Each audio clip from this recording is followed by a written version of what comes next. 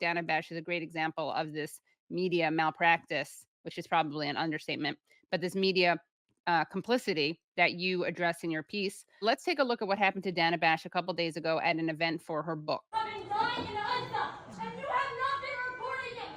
You call yourself a good journalist, report the truth. You're taking it to spew lies about the Palestinian people. You lie about amputees. You lie about people who have been bombed in hospitals. You lie about the students in the encampments. They are just trying to exercise their free speech to help their family and friends back home. We have tried to sit with politicians day after day, and they don't listen to us. And meanwhile, our family and friends are dying. What else are we supposed to do if this was happening to your family?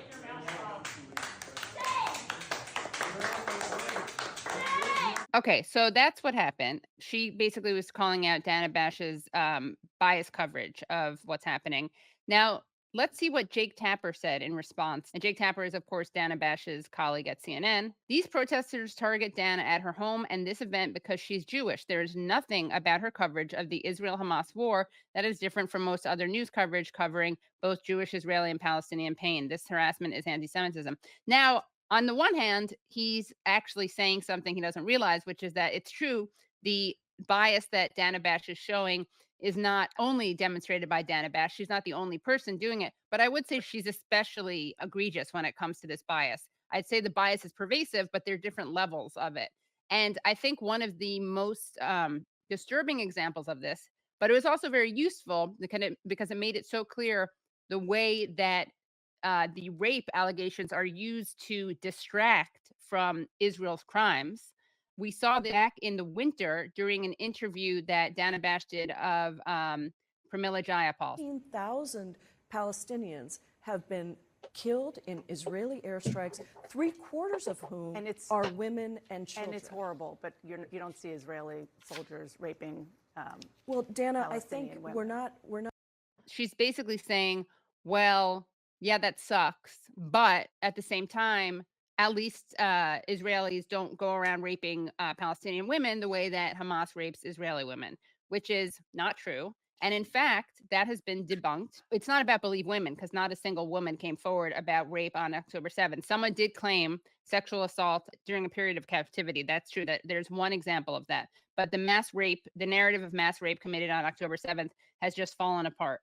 Not only has that not been corrected by Dana Bash, but there's still an article which has this video embedded. Bash calls out silence over Hamas's use of sexual violence. Pramila Jayapal, basically they're implying, is silent about Hamas's sexual violence.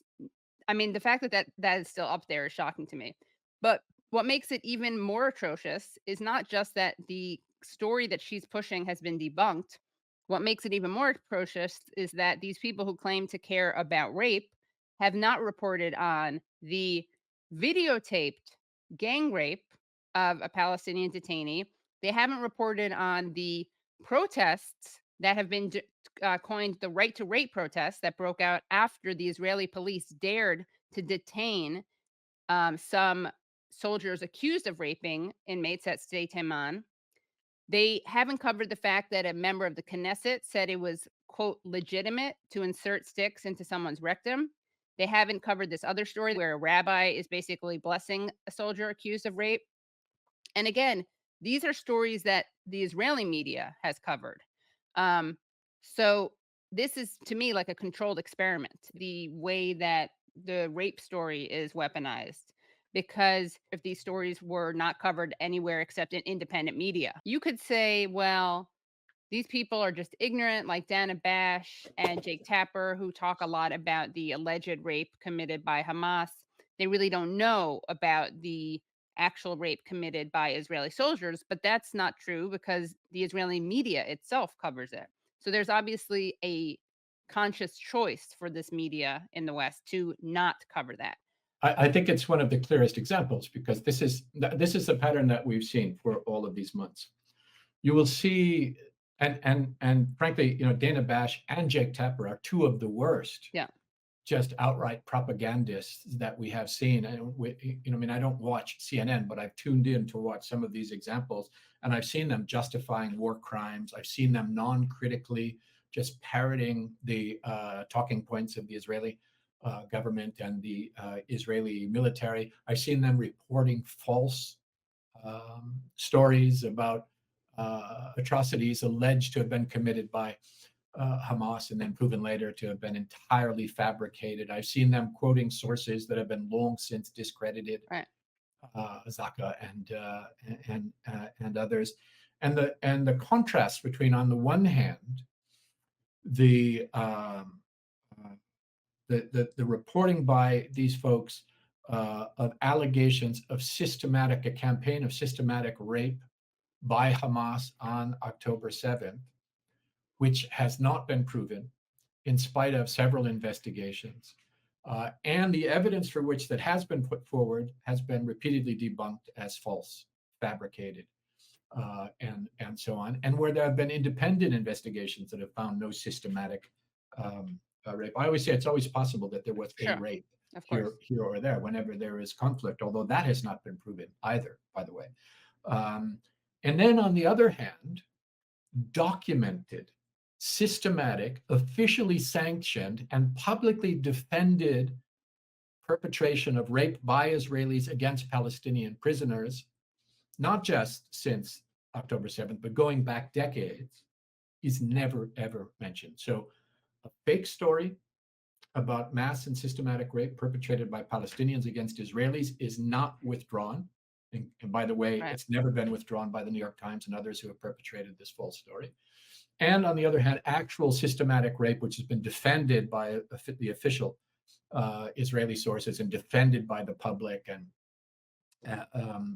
so on, not reported at all. And then people like Dana Bash going so far as to sum that all up by saying, yeah, Palestinians rape, Israelis don't, which is, I mean, that the goal that it takes to take it even to that level. Now, why this is all important is because this is not just bad reporting.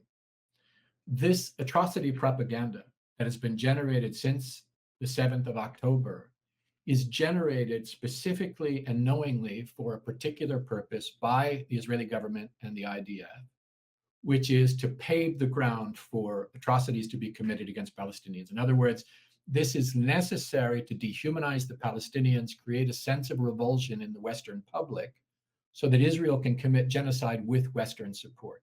Everyone who participates in that is contributing to the genocide, in my view. So you can't just, take it and say, well, okay, so we'll just say everybody is doing bad things. No, there's a reason for this. And I think that there's a need for accountability. And can I just say, Katie, one more thing? That young woman who confronted Dana Bash, that is a means of accountability as well. Peacefully confronting perpetrators of incitement so that we don't normalize this kind of behavior is an important kind of accountability. And, my hat is off to that woman.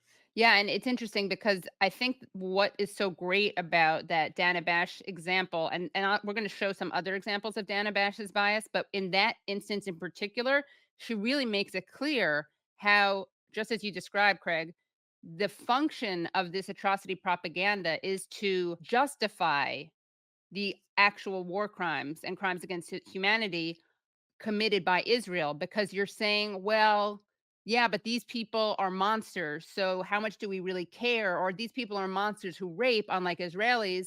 So unfortunately, when you're dealing with animals and monsters like this, maybe you're going to have to kill 15,000 civilians. The number has obviously gone up.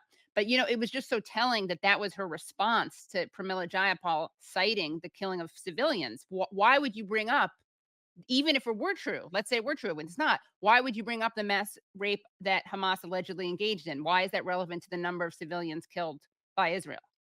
It's really interesting because so in the literature on international legal and other work that looks at the question of incitement, like incitement to genocide in particular, there are two very big trends. The tendency, one is dehumanization. So you say things to dehumanize the target population so that it's easier to commit genocide against them. It's a big part of incitement, and courts have recognized it's a big part of incitement as well. There's something else which is called accusation in the mirror, which is a big part of incitement, and lawyers and others who work on the question of incitement to genocide. And incitement in the mirror is, basically it's this phrase, every accusation is a confession. But the technical term for that is Oh, wow. accusation I in the didn't know that. mirror. And the reason that's so important, and you will see it in every genocide, including the genocide against the Jews in Europe, including the Rwanda genocide, the Bosnian genocide, Palestinian genocide, the message that they have to create is these people are coming to get you, they're coming to Right. get your women, they're coming to threaten you. So Right. we have to kill them first. And it is an absolute constant. And I have to say, Dana Bash is a pro at it, and so is Jake Tapper. It's fascinating because it's a combination of projection, right? But also justifying. It's a way to attempt to turn the victim into the victimizer, which Israel is so masterful at.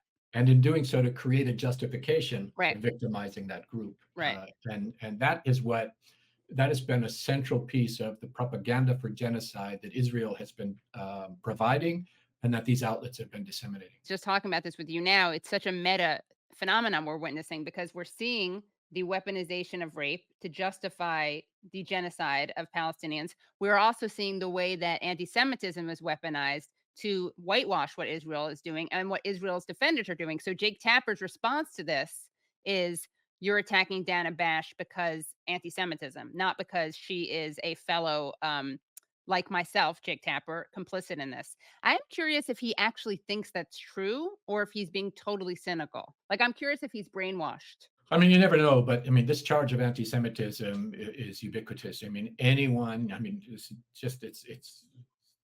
goes without saying. I mean, Right. anyone who speaks out against Israeli crimes is going to be called an anti-Semite. And ironically, that's anti-Semitic, right? Because it's Right. saying that what Israel is doing is for, by, and on behalf of the Jewish people. Exactly. No, it's not.